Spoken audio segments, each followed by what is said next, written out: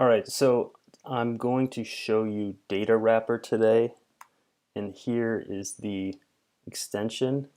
It's app.datawrapper.de.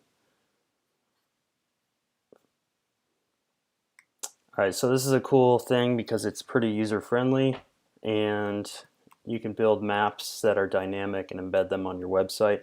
So what I'm doing for this is I'm looking at COVID cases in all the counties in North Carolina, cases and deaths. So I'm going to come up and create a new map. And what's nice about Datawrapper is you can see what kind of maps they have. I'm going to choose a symbol map to show concentration. What's nice about Datawrapper is that you can search and it has pre-programmed sort of things in here, right? It already has counties, which is nice for North Carolina and the USA. I'm going to go ahead and hit next, and you come to here and you can import a data set, but what I am going to do is actually choose addresses and place names, and I'm going to copy. I copied what I had in my data set, county as a column, cases and deaths.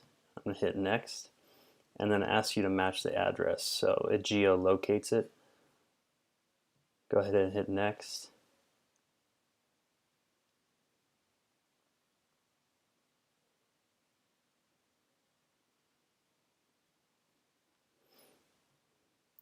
Alright, so you can see now that I have all the counties laid out on my map. Looks like it didn't pick up. Oh yeah, it did. Okay, so once you do that, you can go ahead and proceed.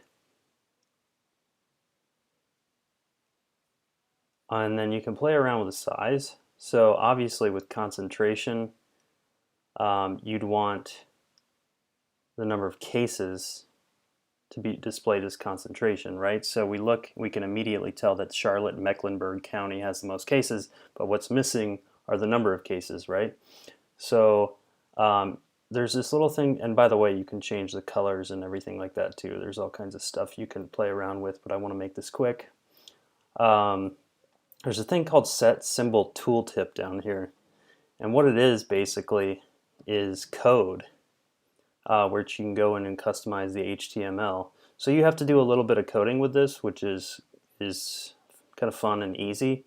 But for example, it kind of demonstrates what you need to do here, right? So for this, I'm going to go ahead and put number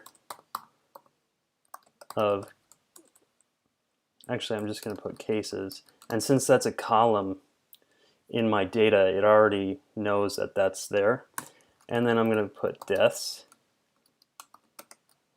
and I'm going to go ahead and pop that in and save it. So now when we get behind this, we have cases and deaths listed in the data.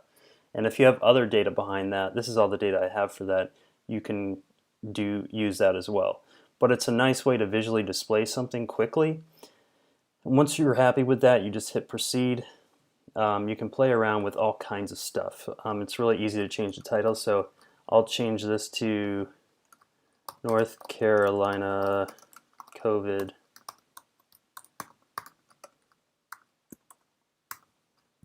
-19 cases. And you can come in with a description, you can see it goes there, whatever you want to write there. Go ahead and hit proceed. And you have to make sure you have an account for this, but I already do. So what's also cool about this is you can enable social sharing. So once you do that, you can see that it can be shared across Facebook, LinkedIn, and Twitter. And then you go ahead and hit publish, and it gives you a few seconds here.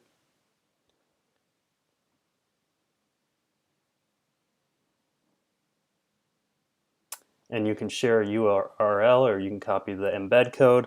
Obviously I want to use that because I want to put it on my own website, but I'm going to go ahead and test it before using W3 Schools. If you remember, I showed you this before. It's a great way to test code or learn code. And I'm just going to go ahead and drop it somewhere in here, paste my code, boom, there you have it. and that's how you build a quick symbol map to show concentration. It's great for this sort of purpose, unfortunately, but it's also good for showing just concentrations in different kinds of mapping.